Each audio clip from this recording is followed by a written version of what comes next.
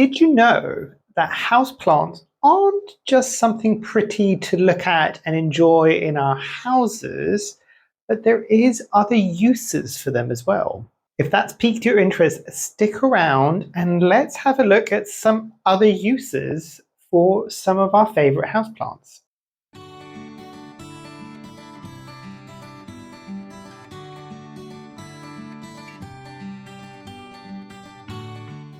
Hi, my name is Memo. This is my channel, Houseplantygoodness, and essentially it's a place where I like to geek out about my big passion. You might be able to see some of it behind me. It's tropical houseplants. So today I thought I'd dive into a bit of an odd and kooky topic, and I'll do that actually whilst I'm unboxing a bit of a recent order that I got from Grow Tropicals. And actually one of the plants from this order is what spurred me on to the topic of today's video, purely because I bought a houseplant not just for its aesthetic value, the beauty of it, so to speak. So let's start off. I've got big box to get through, so I'll talk to you as I am unboxing and I'll show you the plants as they come out. Basically, only one of these plants has got the kind of feature that I want to talk about today, and it's the topic of edible houseplants. Whilst I wave the knife around, I just put that away really quickly before YouTube gets really angry at me, basically. But yeah, the notion of edible or even medicinal houseplants is one that I don't think is discussed enough.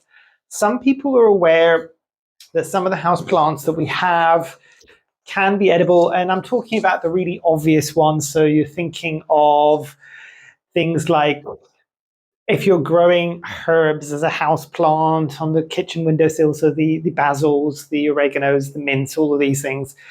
Or you might have even got adventurous and got a banana and got it growing in your house, to only soon realize, especially if you're growing it quite happily, that it will soon outgrow your house and it needs to go outdoors. Not those type of houseplants, because those type of houseplants we know, basically. And I say the banana, I gave the banana as an example. I don't know if it's possible. If anybody's from the UK and you've been able to grow a banana, I would assume probably outdoors rather than indoors, and actually got bananas off it, please do let me know in the comments down below. I don't think it's possible because of seasonal reasons and temperatures and climates and light and all of these things, but I might be wrong. But yeah, not talking about those standard kind of really obvious plants that you know might be edible, or a certain part of them might be edible. I'm talking about something slightly different. So the actual plants that we know more as houseplants rather than edible plants. So an example of one of these plants, and it's a shame I used to own it. I will see if I can add a picture here. And this is a favorite, and it has been a favorite for a long time for a lot of people. And it is the Oxalis triangularis. I think it's called the false shamrock. The one that I used to have was the purple one, which I think is the Oxalis triangularis. There are other Oxalises out there with different colors and patterns. And I'll see if I find any of those images, because I've seen them crop up a bit more these days. But the one thing that people don't necessarily realize, other than the fact that it's a very interesting houseplant, which, by the way, can grow quite well in the garden in the UK here as well. And if you didn't know that, I've had Oxalis growing in the garden in pots. What it then does, it will die back to the little corms in the soil over the winter. It's completely fine, and it will crop up again in the summertime. It's great. But you can obviously grow it year-round pretty much in the household. I don't think it ever really goes into that kind of dormancy and goes down into the corms when you've got it growing in the house. The other interesting thing is that the petals of the actual plants themselves do move as well, so there's a bit more interest there. The foliage is quite interesting, but the thing that people don't necessarily realize is that you can eat, I'm pretty sure, the stem, and I don't think you can eat the tuber, but you can eat the stem and you can eat the petals. And by eat, I mean usually people would add it into salads. I think I've actually had a bit of a nibble on one as well at some point, and it's supposed to give a bit of a peppery, lemony flavor to salad. So it kind of brightens things up. So think more about the way that you might put certain edible blooms, so like maybe a nasturtium bloom on a salad just to give a bit more interest because it's colorful and it's a bit more interesting, but it's still edible. I find a lot of times with the edible flowers, they're interesting. They don't have much of a flavor to them. The Oxalis definitely does. The one thing I will say about the Oxalis, though, is you need to be very careful about how much of it you consume, purely because I think it's high in, in oxalates, like a lot of our houseplants might be. The name Oxalis would probably kind of hearken to that a bit more. So don't have too much is the thing there as well. It's the oxalates that kind of give you that lemony, kind of pepperiness. Don't go chewing other plants just because they've all got oxalates. The Oxalis triangularis is one that is relatively safe for consumption, just not in huge volumes. Like a couple of petals here and there aren't petals or leaves. I call them petals because it does almost look a bit like a bloom, but I think they are actually leaves. But yes, first plant, let's see what it is, because I do not remember what I ordered for everything else, because I wanted one plant, which was the reason for this video, and potentially a whole bunch of other plants happened. As always, Grow Tropicals packaging, spectacular.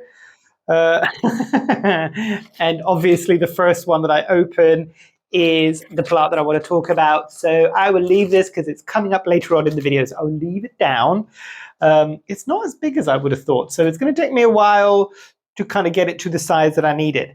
But yeah, so that's the first one I want to talk about is Oxalis triangularis. The other one is kind of edible, and I say kind of edible because you wouldn't go out of your way to consume this. Although I will say when I was in kind of Eastern Europe, there's a lot of countries that do love to drink it in juice format. And I'm pretty sure a lot of the Far East does this as well. And I am talking about aloe vera. So the aloe vera, so the aloe plant or the aloe vera, it's got gel inside of the actual foliage. Most people know this, so I'm not going to dwell on this too much. There's a lot of people that will take off the green sections of the foliage, leave the kind of gel-like structure, rub it on your skin because it's got good properties for your skin, especially if you've been sunburned. It gives you a bit of a relief. But yeah, it's one that you can also, I think there's definitely a process. You can't just go take the gel and start munching on it. There is a bit of a process, but you can process that gel enough that it then becomes something interesting to eat. There's not much of the flavor as far as I'm aware. And the drinks that I'm thinking of are usually clear drinks. They're usually flavored in some way. And usually the way that the aloe vera gel is utilized is it's chopped up into little squares and it's kind of floating within the liquid. It sounds questionable maybe to a lot of people that maybe haven't seen it. Don't judge before you tried it. There's a lot of people that love this drink all over the world, and there's good reason for it. It can be very refreshing. And the other good thing, and obviously there's a whole bunch of other health benefits that I'm not going to mention here about consuming aloe vera within kind of reason again. All of these edible houseplants that I'm going to talk about here are within reason and prepared properly. The other thing, and again, this might be a bit of an urban legend, but I remember years ago when I did go to some of these Eastern European countries and they were drinking this drink, a lot of the times they drank it after a heavy night out, almost as a bit of a hangover cure. I know I do have some followers that might be from that part of Europe. Please do comment down below if this is true or if people were just joking whilst they were telling me that. Because I don't know, but it sounds like it might be kind of valid if it's something that helps bring moisture back into things or kind of hydrates. I would imagine obviously you're dehydrated after a heavy night of drinking. It would make sense. But yes, aloe vera is another one. And then let's move on to the next plant unboxing. You get a concept and you get an unboxing video all in one. But let's have a look and see. Again, packaging spectacular. So this is an interesting plant, and ooh, it's coming really well. And considering that these plants are usually quite sensitive to being moved, it's done well. Let me grab a pair of scissors. This is not edible, however. I did try to see if there's any plants within this specific kind of genus of plants that is edible, and I'm pretty sure there isn't. If I'm wrong, do let me know in the comments down below. But this, and let me bring up my list of plants as well, because, oh no, I can't remember. This is a begonia, and I'll bring it, and hopefully I'll hide my face there so you might be able to see. It's a begonia that you might not realize is a begonia. It's very, very interesting. It's got green and coppery leaves, and it is, oh, let me have a look, the begonia bipinnatifida. Bipinnatifida. I will put the name at the top there. But this is one that I had never seen before. And I'll be completely honest, part of the reason why this came to my kind of awareness and why I decided to give it a bit of a go. And I do love my begonias, and most people that probably are used to my aroids, I do always like weird begonias. Yeah, weird begonias.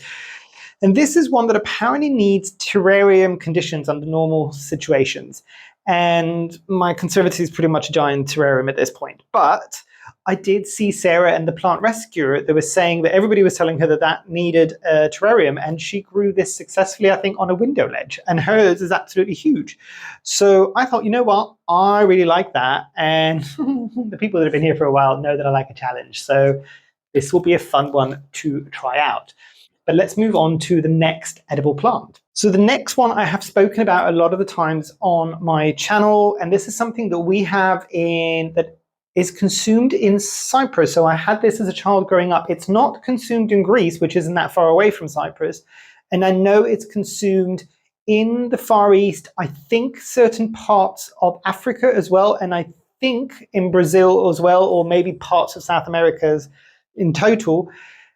The Colocasia, or the Colocasia esculenta, and depending on the region that you are, it's sometimes called a taro root. So it's really interesting because obviously we grow the Colocasia for its foliage and all of these things. And I'll tell you a little funny story. When my family first moved, I was very young, we were living in Cyprus, and then at some point we all moved to Greece, which is originally where my father's family is from. But when we first got there, because it's always been a houseplant, they just had such a beautiful houseplant. And I'm just like, I'm not growing it for a houseplant. I'm growing it because I want the root, because I'm going to do cooking. And they're just like, you what? Why are you cooking with a houseplant?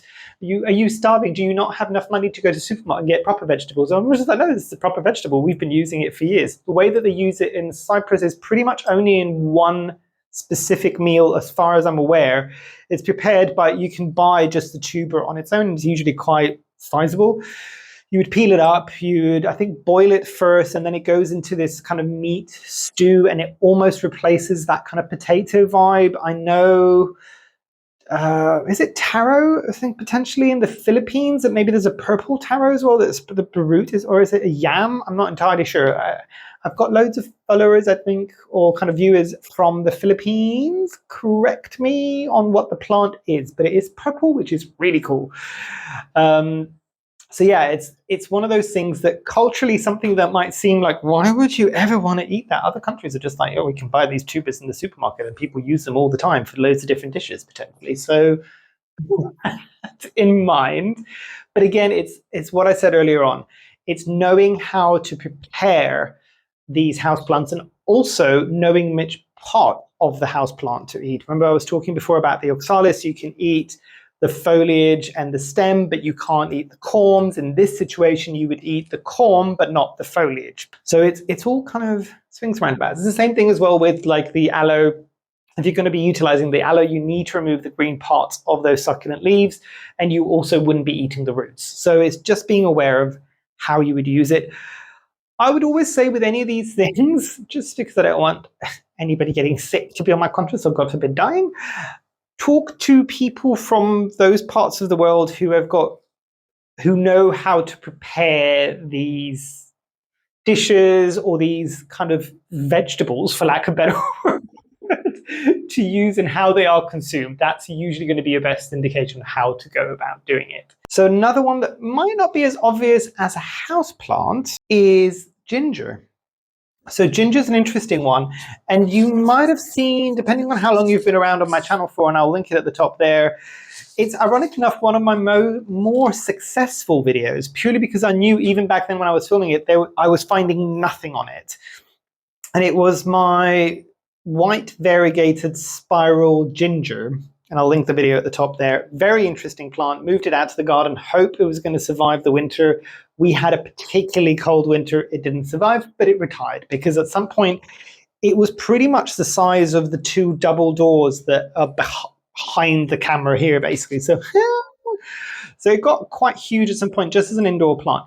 That one is not an edible ginger. I think what you need for it to be edible, it needs to be a true ginger, basically. Because I know a lot of people might have seen online. I know this is doing the rounds on TikTok. I think I've seen it on YouTube a bit now as well. There is something called the shampoo ginger, with a lot of people squeezing the blooms that have very questionable liquid coming out of them. But apparently it is what it is. You can use it as shampoo in your hair. It just the process of extracting that material is questionable, and the way that the material works is also questionable. But apparently it's a thing. But with, I think, true gingers, which are the edible gingers, you can grow them indoors, and they do look quite interesting because they don't look too different than my spiral ginger that I was growing. They just don't have that spiral aspect. It tends to look a bit more like a bamboo, but it is a plant that can be quite fun to grow because, and with ginger, I don't think I need to caveat too many things about gingers, other than the fact that if you're going to be growing a ginger, make sure that you're growing the edible ginger, so the true ginger that I'm talking about here. And editing memo might hate me if I've got that the other way around, that the edible ginger is the only one that isn't a true ginger. Apologies. But yeah, it's one that you can obviously use quite a bit. It's one that you can, because of the way that it grows and because it's tubers, you can harvest as much of it as you want and then keep the rest in and keep growing it for the next year. So it's one that you can kind of keep coming back from to, basically, and there's obviously so many uses for ginger. I'm not going to sit here and bore you to death about ways that you can utilize ginger. Do searches online about recipes for ginger. You will find a plenty, basically. So next plant that I've just unboxed, and it's looking good, actually. It's looking really, really good. I did want to get this. I think there's two different syngoniums. So this is a syngonium. Two different syngoniums that look very similar. I've never owned this. And this is the syngonium Wendlandii? Yeah, Wendlandii. I think there's another one that looks very similar. I don't know if that was the one that I was originally going after. I think that one had a slightly more velvety feel. Oh no, I think this is the velvety feel one, but I will bring it up so you can see. Very, very cool plant. Not the hardest plant to find these days. It's a very chunky plant. I always get surprised whenever I get stuff from Grow Tropicals that I'm assuming plants are going to be really, really small, and they're not. So I'm just a bit like, ooh, okay. So yeah, this is quite a sizable plant. Quite happy I got this. I've been trying to find this for a while.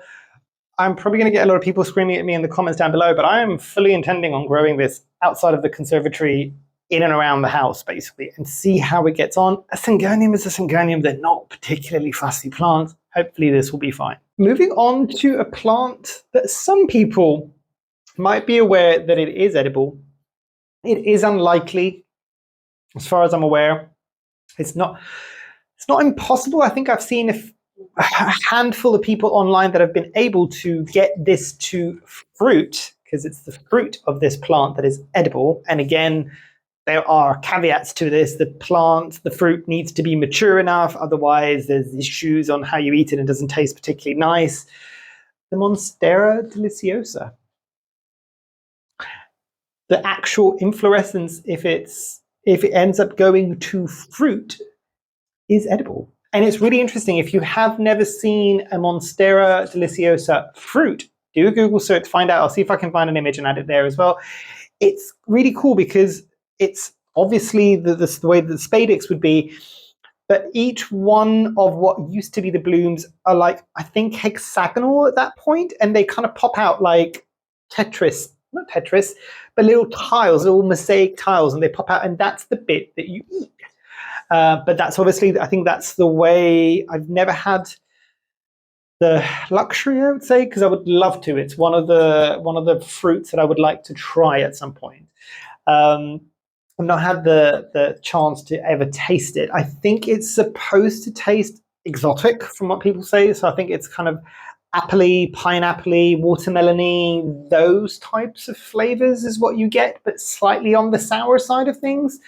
A lot on the sour side of things if you don't let it fully mature. And I think the way that you get that fruit to fully mature is that those kind of almost mosaic tile bits pop off really easily. If they're stuck on, do not try to prize them out, because even if you do prize them out, I don't know if at that stage they are as bad as causing you stomach upset as well. So, but don't judge this, because there's a large chunk of the world, I think predominantly in South America, that will have this as a delicacy fruit, or just a standard fruit that they've kind of had whilst growing up. So it's really interesting because obviously those plants, like the Monstera Deliciosa, is native to that region. So it would make sense that if there is an edible part of that plant, people would eat it. It makes complete and utter sense.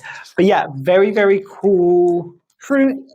Sadly, not one that I think most of us will be able to experience in the UK, or at least the slightly more northern bits. Ooh.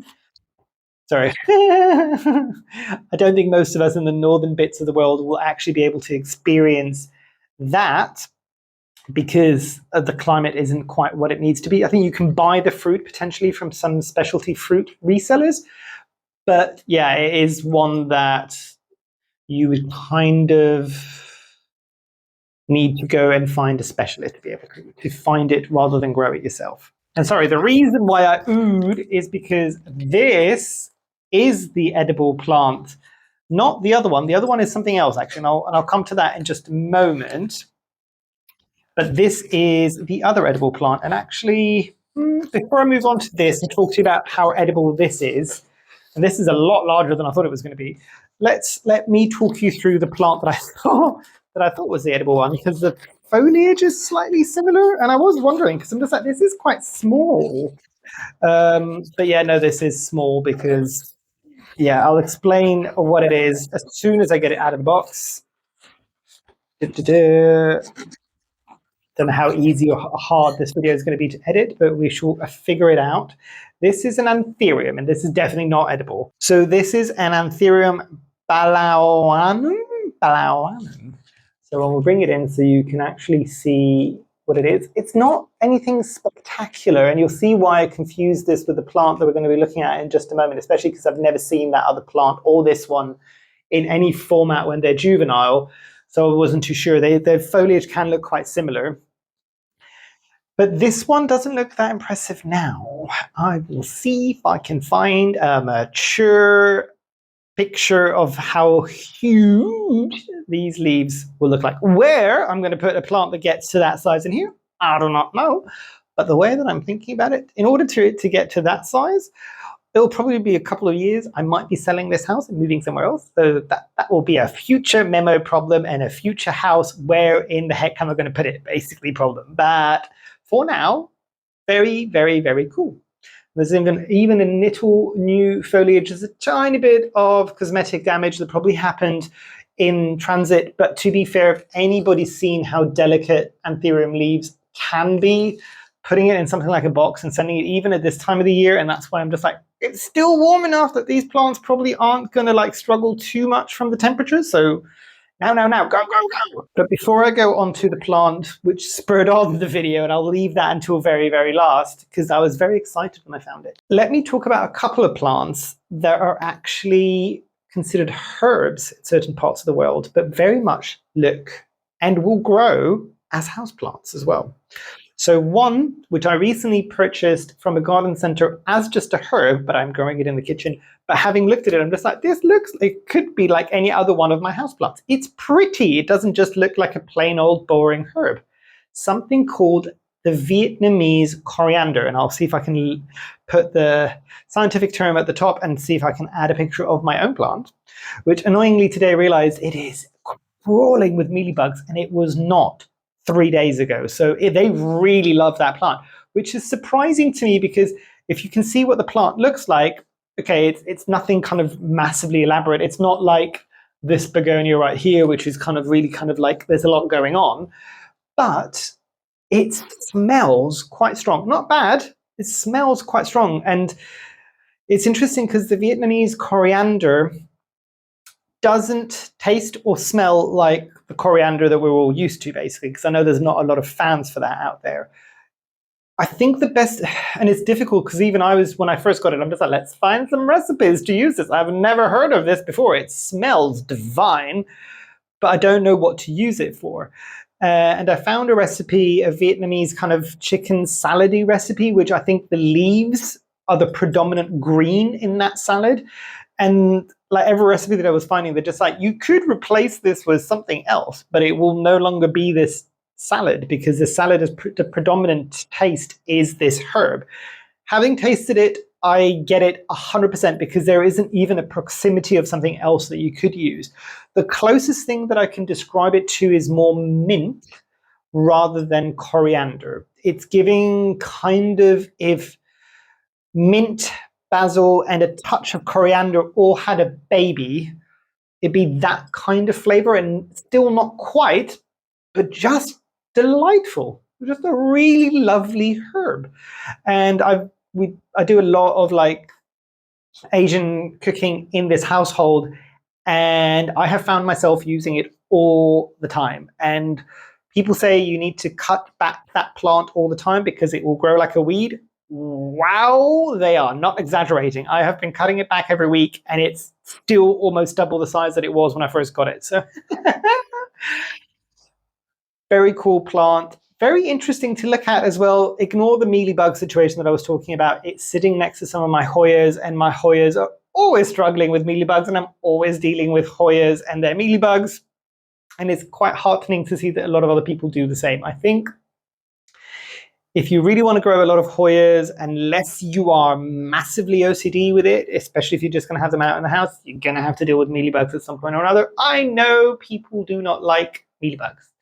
But as my merch says, your mealybugs can play with my mealybugs. It's fine. At this point, I'm kind of used to them. I still find them a bit, ugh, but the way that I've kind of got it in my head is if I'm going to be stuck with one type of pest in my space, and the options are thrips, spider mites, or mealybugs, I'm okay with the mealybugs. They still annoy me and I will still deal with them. The spider mites just infuriate me and they get everywhere. And thrips, I don't need to explain why nobody likes thrips. I think it's self-explanatory at that point. But yeah, so that's one. So Vietnamese coriander is one. The other one, as I have found it, is something called Cuban oregano. And I will add pictures here and scientific names at the top. And I think this was originally part of the same family as the coleus. Very, very cool. It's much more succulent, so it does look, again, more like an actual houseplant, but it's got culinary uses. I would encourage anybody that wants to attempt growing this plant and attempt growing it for its culinary uses, do a Google search, find some recipes. If you've got anybody from the regions of the world that this kind of plant is consumed, ask them to see if they've got any of their own little recipes. But this is what I mean. See, some of these plants, even the two herbs that I just mentioned now, they are pretty much houseplants anywhere else. And to be fair, a lot of us might just be growing them and not realizing. Yes, the Vietnamese coriander has a bit of a scent to it, but not enough that you would buy it somewhere as a houseplant, take it home, and instantly assume, I didn't buy a houseplant, I think I bought something else, because it smells. It's not like something like lavender, that every time you would pass by it, you would get smacked in the face with lavender. I do not like lavender. I'm also massively allergic to lavender. Everybody's just like, get some lavender. It will help you with your stress. I'm just like, it really won't. It will bring me up in hives. It won't de-stress me. It will stress me out. So lavender's not for me.